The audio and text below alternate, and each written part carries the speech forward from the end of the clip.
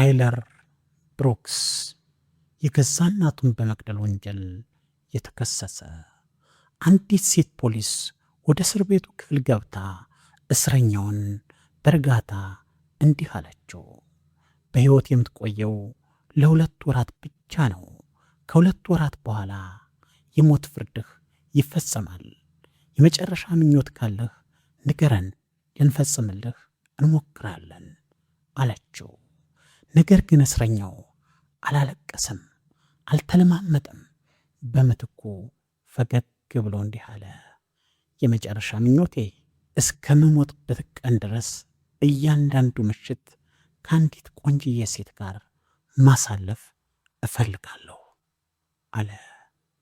ፖሊሷ ክው አለች። በጣም ደነገጠች። ይህ በፍጹም አይቻልም። እንዲህ አይነቱን ምኞት ለመፈጸም ሴት ወደ እስር ቤት አናመጣም አለችው። ነገር ግን እስረኛው አይኗን ትክ ብሎ እያየ ታዲያ ለምን አንቺ አትፈጽሚውም አላት። ፖሊሷ በንዴት አይኗ ቀላ። ነገር ግን ራሷን ተቆጣጥራ እኔ ፖሊስ ነኝ፣ ያንድን ወንጀለኛ የቅዠት ፍላጎት ለማሟላት እዚህ አልመጣሁም አለችው። እሱ ግን የፖሊሷ ቁጣ ምንም አልመሰለው። ሰላም ጤና ይስጥልን የወላንሳ ሚዲያ ቤተሰቦች፣ አክብሮታዊ ሰላምታችን በያላችሁበት የዓለም ጫፍ ይድረሳችሁ እያልን በመግቢያ ያስተዋወቅኳችሁን እውነተኛ ታሪክ ይዤላችሁ ቀርቤያለሁ። ለቻናላችን አዲስ ከሆናችሁ ሰብስክራይብ በማድረግ የነገ ወዳጅነታችንን ዛሬ መስርቱ። ሐሳብ አስተያየት ካላችሁ ኮመንት መስጫው ላይ አስቀምጡልኝ፣ በትህትና እመልሳለሁ። የዕለቱን ታሪክ አብረን እንከታተለው። ታይለር ጀርባውን እርጥበታማ በሆነ ግድግዳ ላይ አስደግፎ ጠባብ አልጋ ላይ ያለ እንቅስቃሴ ተቀምጧል። አይኖቹ በባዶነት ውስጥ ሰጥመዋል። ከጣሪያው ላይ ከሚሰማው የተርባይን ድምፅና አልፎ አልፎ ከሚሰማው የዘበኞች ዱላ ግጭት በቀር ክፍሉ ጸጥ ብሏል። ምንም እንኳን ዕድሜው ገና 21 ዓመት ቢሆንም በታይለር አይኖች ውስጥ አንድ እንግዳ የሆነ ብስለት ይነበብ ነበር። ከላይ በፖሊስ ጣቢያው ውስጥ መርማሪ ሚጋን በእጇ ቀጭን ፋይል ይዛ በኮሪደር ላይ በፍጥነት ትራመድ ነበር። ቁመናዋ ረዥም፣ በራሷ የምትተማመን ቆፍጣና ፖሊስ ናት። ሰማያዊ የፖሊስ ዩኒፎርም ለብሳ ነበር። ሚጋን የፖሊስ ኃይሉን ከተቀላቀለች 1 ዓመት ባይሞላትም ቀድሞውኑ የበላዮቿን ክብር አግኝታለች። በጠንካራ የፍትህ ስሜቷ፣ በማይናወጥ ዲሲፕሊኗና ተወዳዳሪ በሌለው ጀግንነቷ ትታወቃለች። የስደተኞች ልጅ በመሆኗ አስቸጋሪ በሆነ ሰፈር ውስጥ ነው ያደገችው። በእሷ አስተሳሰብ ወንጀል ፈጽሞ ሊታገሱት የማይገባ ነገር ነው፣ የፈጸመው ሰው ማንም ይሁን ማን። ይህ ጉዳይ ግን የተለየ ስሜት ሰጥቷታል። ከማቆያ ክፍሉ ፊት ለፊት ቆማ በፋይሉ ላይ ያለውን ስም ተመለከተች። ታይለር ብሩክስ የገዛ እናቱን በመግደል የተከሰሰ። ክሱ ማህበረሰቡን ያስደነገጠ ሲሆን የፍርድ ሂደቱ ፍጥነት ደግሞ ለጥርጣሬ ቦታ አልሰጥም ነበር።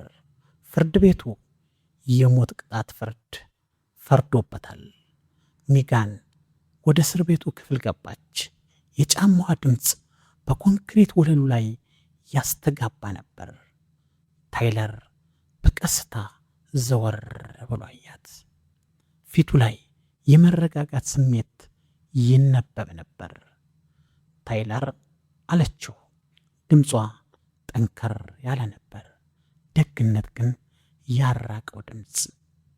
የሞት ፍርዱ ከመፈጸሙ በፊት 2 ወር ተሰጥቷል። በሕጉ መሠረት የሞት ፍርድ የተፈረደባቸው እስረኞች አንድ የመጨረሻ ጥያቄ እንዲያቀርቡ ይፈቀድላቸዋል። ጊዜው ከመድረሱ በፊት የምትፈልገውን ነገር ንገረኝና በሕጉ መሠረት እንፈጽምልሃለን አለችው። ለቅጽበት ጸጥታ ሰፈነ። ከዚያም በሚያስገርም ሁኔታ ታይለር ፈገግ አለ። ፈገግታው ግን የስላቅም ሆነ የሐዘን አልነበረም፣ የተረጋጋ ነበር።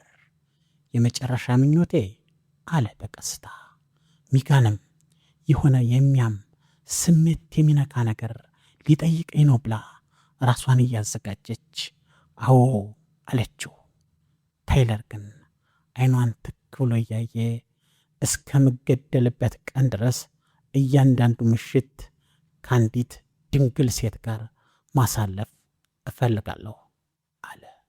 ሚጋን አይኖቿን በድንጋጤ አፍጣ ተመለከተችው። ይህ ፈጽሞ ተገቢ አይደለም አለችው በቁጣ። ሴት ወደ እስር ቤት ማምጣት አንችልም። ንግግሯን ከመጨረሷ በፊት ታይለር አቋረጣት። ታዲያ ለምን አንቺ አትፈጽሚው? ሚጋን ጥርሷን አፋጨች። ይህንን የቅዠት ምኞትን ትተህ ሌላ ነገር አስብ አለችው ስሜቷን ተቆ ምን እንደምፈልግ ጠየቅሽኝ፣ መለስኩልሽ። አንቺም ሴት ነሽ፣ ያገባሽ አይደለሽም። ኃላፊዋም አንቺ እንደሆንሽ እገምታለሁ። ጉዳዩ በእውነት የመጨረሻ ምኞቴን መፈጸም ከሆነ አንቺን ምን ከለከለሽ? አለ ታይለር። ሚጋን በንዴት ፊቷ ቀላ። በኀፍረት ሳይሆን በቁጣ ልጮህበት አፏን ከፈተች። ነገር ግን ራሷን ተቆጣጠረች። ይህ እስረኛ ነው፣ በቅርቡ የሚገደል ነፍሰ ገዳይ። ቀስ ብላ ተነፈሰች። እኔ ፖሊስ ነኝ አለችው በቀዘቀዘ ድምፅ። የወንጀለኛን የቅዠት ፍላጎት የማሟላ ሰው አይደለሁም አለች።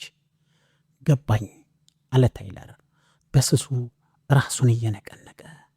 እንግዲያውስ እጠብቃለሁ፣ ምናልባት ስርዓቱ ሐሳቡን ይለውጥ ይሆናል አለ። ሚጋን አፈጠጠችበት። ሌላ ነገር አስብ፣ ሕጉ የሚፈቅደው ከሆነ እንፈጽምልሃለን አለች። ታይለር ግን ጀርባውን ግድግዳው ላይ አስደግፎ ተቀመጠ። አስቤ ጨርሻለሁ አለ። ሚጋን ዘወር ብላ ወጣች። በሩን ከኋላዋ ስትዘጋው ከእንግዲህ የእሱን የማይረባ ወሬ እንደማትሰማ ለራሷ ነገረችው። ነገር ግን በዚያች ምሽት በቢሮዋ ውስጥ የእሱን ፋይል በድጋሜ ስታገላበጥና ፎቶውን ስትመለከት ራሷን አገኘችው። የሚቀጥሉት ጥቂት ቀናት በዝግታ አለፉ። ሚጋን አእምሮዋን በተለመዱ ተግባራት፣ በወረቀት ሥራ፣ በፓትሮል፣ በሌሎች ጉዳዮች ለማቆየት ሞከረች።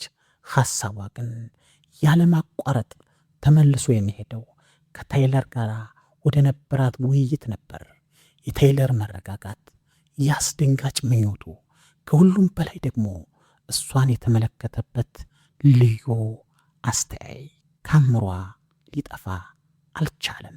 እይታው የፍቶትም ሆነ የንቀት አልነበረም። ይልቁንም ከዚያ እጅግ የጠለቀ ሚስጥር አዘልና ፍቅር የተሞላበት ነበር።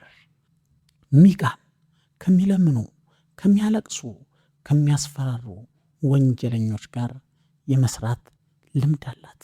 ነገር ግን የሞት ፍርድ ተፈርዶበት እንዲህ በጥናትና በመረጋጋት የሚናገር ሰው ገጥሟት አያቅም። አንድ ቀን ከሰዓት በኋላ አንዲት ሴት እያለቀሰች ወደ ፖሊስ ጣቢያው ገባች። ሚጋን በጠረጴዛው ላይ የዘርፊያ ሪፖርቶችን ስትመለከት ነበር። ሴትዮዋ በአርባዎቹ ዕድሜ ክልል ውስጥ የምትገኝ ነበረች። የተቀዳደደ የእጅ ቦርሷን ይዛ አይኖቿ በፍርሃት ቀልተው ነበር። ኦፊሰር፣ አንድ ሰው ቤቴን ሰብሮ ገባ። ሁሉም ነገር ጠፍቷል፣ ጌጣጌጦቼ፣ ሌላው ቀርቶ የሟች ባለቤቴ ሰዓት እንኳን ሳይቀር ተዘርፏል። ሚጋን ወዲያውኑ ተነስታ ሴትዮዋን አረጋጋቻት። አይዞት እናቴ፣ እንረዳዎታለን። አድራሻዎትና ያስተዋሉትን አጠራጣሪ ነገር ብቻ ይንገሩን አለቻት። ወዲያውኑ ለፓትሮል ኦፊሰሮች መመሪያ ከሰጠችና እንዲያጣሩ ከላከቻቸው በኋላ ሚጋን ስትመረምራቸው ወደ ነበረ የዘርፊያ ሪፖርቶች ተመለሰች። ውጭ ላይ ያለው ሰማይ ወደ ቢጫነት ተለውጦ ፀሐይዋ ዝቅ ብላ ስትጠልቅ ሚጋን ካቀረቀረችበት ጠረጴዛ ቀና ብላ ስትመለከት ጣቢያው ጸጥ ብሏል። በዚህ ሰዓት ጣቢያው ውስጥ እሷና ታይለር ብቻ ነበሩ የቀሩት። ሌሎች ሰራተኞች ወደ ሥራ ወጥተው ነበር። ሚጋን አእምሯ እረፍት ስለነሳት ብድግ ብላ ወደ ታይለር ክፍል በሚወስደው ኮሊደር ላይ ተራመደች። ከዚህ ቀደም በነበረበት ቦታ ላይ ተቀምጦ ነበር። ስትቀርበው ቀና ብሎ አይቷት ፈገግ አለ። ትመጫለሽ ብዬ ሳስብ ነበር አላት። ላዝናናህ አልመጣሁም አለች ሚጋን ቆጣ ብላ። ልጠይቅህ ነው የመጣሁት። ቆይ አንተ ግን ምንም አይመስልህም? የገዛ እናትህን በመግደል ወንጀል የሞት ፍርድ ተፈርዶብህ አንተ ግን ምንም ሳይመስልህ ፈገግ ትላለህ አለችው። የታይለር አይኖች በዚህ ጊዜ ጠቆሩ። ያፈገግታው ጠፋ። አንዴም አላደረገውም ብለሽ አስበሽ ታውቂያለሽ? አለ በቀስታ። ይህንን ሲል ሚጋን ፊቷን አኮሳተረች። ማስረጃው ግልጽ ነው። እናትህ ወለሉ ላይ ደም ፈሷት ወድቃ ተገኝታለች። አንተ ደግሞ ደም የተለወሰ ዱላ ይዘህ ቁመህ ነበር። በፍርድ ሂደቱ ወቅት እንኳን ራስክን ለመከላከል አልሞክርህም አለችው። በድንጋጤ ውስጥ ነበረው ሲል በለስላሳ ድምፅ መለሰላት። እናቴ ለእኔ ሁሉ ነገሬ ነበረች። ስጮህ ሰምቼ እሷን ለመከላከል ወደ ውጭ ሮጥኩኝ። አንድ ሰው አስቀድሞ መቷታል። እሷን ለመከላከል ከውጭ ዱላ ይዤ ገባሁ። ነገር ግን ረፍዶ ነበር። ሚጋን ወዲያውኑ አልመለሰችለትም። በድምፁ ውስጥ የሚሰማው ነገር እውነተኛ ይመስላል። ነገር ግን በስሜት እንዳትመራ ከረዥም ጊዜ በፊት ራሷን አሰልጥናለች። ታዲያ በምርመራ ወቅት ለምን አልተናገርህም አለችው። ደንዝዤ ነበር። እናቴን ሳጣ ሁሉ ነገር እንዳለቀ አስቤ ነበር። በዚያ ሰዓት ስለ እናቴ እንጂ ስለ ራሴ ግድ አልነበረኝም። የምፈልገው እናቴ ወደ ሄደችበት ዓለም መሄድ ነበር። ለቅጽበት በመካከላቸው ጸጥታ ሰፈነ። ሚጋን ኦፊሰር አልነበረችም። ታይለርም እስረኛ አልነበረም። ሁለቱም በራሳቸው መንገድ የታሰሩ ሰዎች ብቻ ነበሩ። ስልኳ ጮኸ። ከፓትሎር ቡድኑ የተላከ መልእክት ነበር። በሴትዮዋ ቤት የተፈጸመው ዘርፊያ የተቀነባበረ ነበር። የገዛ ልጇ ገንዘቡን ከቁም ሳጥን ሰርቆ በቁማር አጥፍቶታል። ጉዳዩ ተዘግቷል። ሚጋን ስልኳን ወደ ኪሷ መልሳ ታይለርን ተመለከተችው። ዓለም በውሸት የተሞላች ናት አይደል አለችው በለሆሳስ። ታይለር በስሱ ፈገግ አለ። አሁን መረዳት ጀመርሽ አላት። በዚያ ቀን ምሽት ከዋናው የእስር ቤት አስተዳደር ደብዳቤ ደረሳት። የታይለር የመጨረሻ ምኞት ከሕግና ከሞራል አኳያ የሚቻል ከሆነ እንዲፈጸምለት የሚል ነበር። ወረቀቱን ትክ ብላ ያየች የልብ ትርታዋ ጨመረ። በማግስቱ ጠዋት ሚጋን ለታይለር ቡና ይዛለት ሄደች። ይህንን ለማንም እስረኛ አድርገው አታውቅም። ደግ ሆንሽ አላት ቡናውን እያየ። እንዲህ ባለ ቦታ ደግነት አደገኛ ነው። የሚቀረህ 2 ወር ብቻ ነው አለችው ቡናዋን እየሰጠችው። ቡናውን ቀስ ብሎ እየጠጣ አይኗን እያየ ያልሆሽን ምኞቴን አሁንም አልቀየረውም አላት። ሚጋን ምንም አልተናገረችም። ዝም ብላ ቆመች። ታውቂያለሽ አላክሎ ብዙ መኮንኖች፣ ኦፊሰሮች፣ ዘበኞች፣ ቄሶች ሲመጡና ሲሄዱ አይቻለሁ። አንቺ ስትመጪ ግን ሁሉ ነገር ተቀየረ። እንደ ጭራቅ አላየሽኝም፣ እንደ ሰው ነው ያየሽኝ አላት። ይህ ማለት ካንተ ጋር እስማማለሁ ማለት አይደለም አለችው በሀፍረት ስሜት ጫማዎቿን ዝቅ ብላ እያየች። አውቃለሁ አለ ታይለር ቀስ ብሎ እየተነሳ። ነገር ግን ጥለሽኝ አልሄድሽም አላት። ይህንን ሲላት ሚጋን በፍጥነት ወጣ ሄደች። የእርምጃዎቿ ድምፅ ከበፊቱ በበለጠ ያስተጋቡ ነበር። ምን እየተፈጠረ እንደሆነ መረዳት አልቻለችም። ይህ ትክክል አይደለም አለች ለራሷ። እኔ የፖሊስ ኦፊሰር ነኝ። የሞት ፍርድ ከተፈረደበት እስረኛ ጋር ምንም አይነት ስሜት ሊኖረኝ አይገባም። የእሱን እይታ መመለስ የለብኝም አለች ለራሷ። ነገር ግን በዚያው ምሽት በአፓርታማ ውስጥ ብቻዋን ስትሆን ከታይለር ጋር የነበራት ውይይት በአእምሯ ይመላለስ ነበር። ያ እንግዳ የሆነ የታይለር መረጋጋት፣ ያ የታይለር ፈገግታ፣ ያ የተሰበረ የታይለር ፊት እያሰበች እንቅልፍ አጣች። በዚያ ቀን ምሽት ዝናቡ በጣቢያዊ መስኮት መስታወቶች ላይ ቀስ ብሎ እያንኳኳ ነበር። ሚጋን ለቀናት በውስጧ ካለው የታይለር ስሜት ጋር ስትታገል ሰንብታለች። እንደ ታይለር ላለ ሰው የሞት ፍርድ ለተፈረደበት እስረኛ ይሰማኛል ብላ ያላሰበችው ስሜት ተሰምቷታል። በዚያ ምሽት ለመጀመሪያ ጊዜ ከዩኒፎርም ውጭ በመልበሻ ክፍል ውስጥ በመስታወት ፊት ቆመች። ረዥም ፀጉሯ በትከሻዋ ላይ በነፃነት ወደቀ። ቀለል ያለ ቀሚስ ለበሰች። የፖሊስ ባጁ በቀበቷ ላይ አልተሰካም። የግዴታ ሽጉጡ ተቆልፎበታል። በዚያ ማታ መርማሪ ሚጋን አልነበረችም። እሷ ሴት ብቻ ነበረች። ሰዓቱ እኩለ ሌሊት ሲመታ ሚጋን በጸጥታ ወደ ማቆያ ክፍሉ የሚወስደውን የኮሪደር በር ከፈተችው። ማንም አልነበረም። ሁሉም የምሽት ፓትሮል ላይ ናቸው። ጣቢያው ባዶ ነበር። የሚሰማው የአውሎ ንፋስ ድምፅና የጫማዋ ለስላሳ ጥቅታ ብቻ ነበር። ከታይለር ክፍል ደረሰች። ነቅቶ ነበር። ለስላሳ ጥቁር ልብስ ለብሳ ሲመለከታት አይኖቹ ባለማመን ፈጠጡ። በፍቶት ሳይሆን ባድናቆት። መጣሽ አላት በሹክሹክታ። ሚጋን ምላሽ አልሰጠችም። በሩን ከፍታ ወደ ውስጥ ገባች። ለቅጽበት በጸጥታ ቆመች። እርስ በርስ ተያዩ። ምንም የእጅ ካቴና፣ ምንም ሕግ፣ ምንም ዩኒፎርም አልነበረም።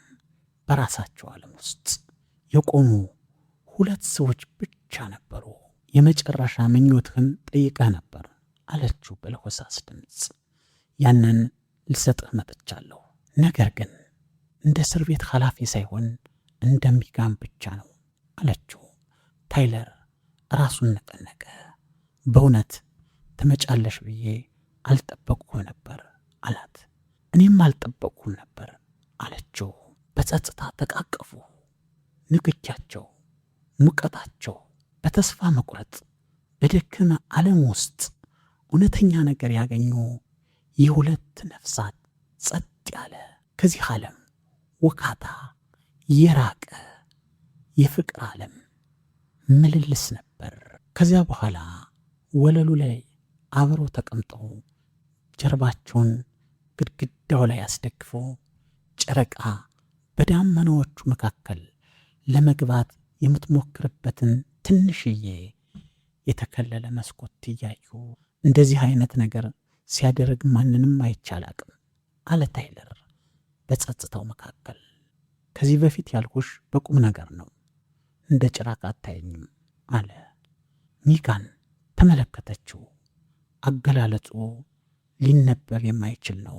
አንተ ጭራቅ ነህ ብዬ አላስብም። ወደ እሷ ዞረ።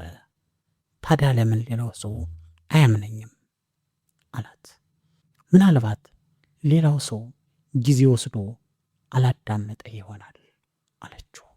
ለሚቀጥሉት 2 ሰዓታት ታይለር እውነቱን ሲናገር ሚጋን አዳመጠችው።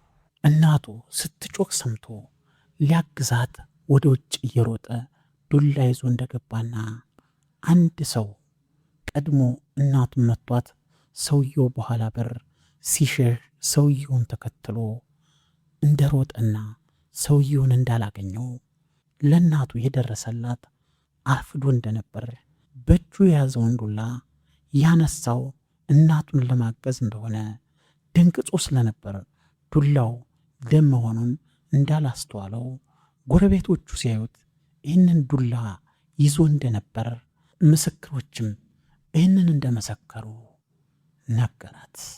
በመጀመሪያው ምርመራ ደንግጾ ዝም እንዳለ፣ በኋላ ግን ለማስረዳት ሞክሮ ማንም እንዳልሰማው ነገራት። የሚጋን አንደበት ታሰረ። በሥራ ዘመኗ ለመጀመሪያ ጊዜ የኀፍረት ስሜት ተሰማት። መስመር ስለተሻገረች ሳይሆን የተሰመረው መስመር በተሳሳተ ቦታ ላይ ስለነበር ነው። በማግስቱ ጠዋት ሚጋን ወደ በላይ መኮንኗ ሂዳ ዳግም ምርመራ እንዲደረግ ጠየቀች። አቤቱታ አቀረበች። ዳኛው ፊት ተከራከረች። የራሷን ሪፖርት አስገባች። የሥራ ባልደረቦቿ በሹክሹክታ ተነጋገሩ። የበላዮቿ ፊታቸውን አዞሩባት። ነገር ግን አላቆመችም። ታይለር እውነቱን እየተናገረ እንደሆነ አይኖቹን ትክ ብላ አይታለች። ሳምንታት አለፉ። ምርመራው እንደገና ተከፈተ። ምስክሮች ቆሙ። የፎሬንሲክ ምርመራው እንደገና ተተነተነ። ከዚያም አንድ ነገር ተገኘ። ከዱላው ላይ የተገኘ የጣት አሻራ ከታይለር ጋር አይዛመድም ነበር። በዚያ ምሽት ከጠፋው ከታወቀ ነፍሰ ገዳይ ወንጀለኛ ጋር ይዛመዳል። ጉዳዩ ቀስ እያለ መፈታት ጀመረ። እውነተኛው ገዳይ ተገኘ። ታስሮ ምርመራ ሲደረግበት አመነ። ታይለር ንጹሕ መሆኑ ተረጋገጠ። ፍርድ ቤቱ ፍርዱን ሻረለት። ነፃ ሰው ሆነ። ታይለር ከ1 ዓመት እስር ቤት ቆይታ በኋላ ከእስር ቤት ወጣ። ሚጋን ተራ ልብስ ለብሳ ውጭ ላይ ተጠብቀው ነበር። ያለምንም ባጅ፣ ያለምንም ዩኒፎርም፣ በፈገግታ ብቻ ቀስ ብላ ወደሱ ተራመደች። ሁሉም ነገር እውነት መሆኑን እርግጠኛ አልነበረም። ምን እንደምል እንኳን አላውቅም አለ ብለውሳስ።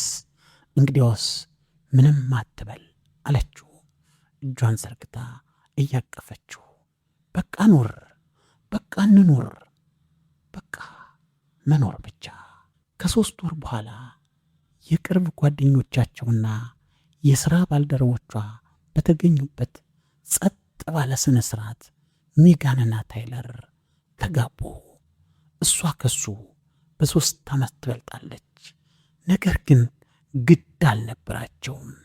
የጋብቻ ሕይወታቸው ለሚጋንም ሆነ ለታይለር ሰላምንና ፍቅርን ይዞላቸው መጣ። ፍቅር እንደዚህ ነው። የትኛውም የሕይወት ማዕዘን ላይ ብትሆን ከዙፋንህ ያወርዳል፣ ከዙፋንህ ዝቅ ያረጋል። የፍቅር ዓለም እንደዚህ ነው። በሌላ ፕሮግራም እስከምንገናኝ ድረስ መልካም ጊዜ ይሆንላችሁ።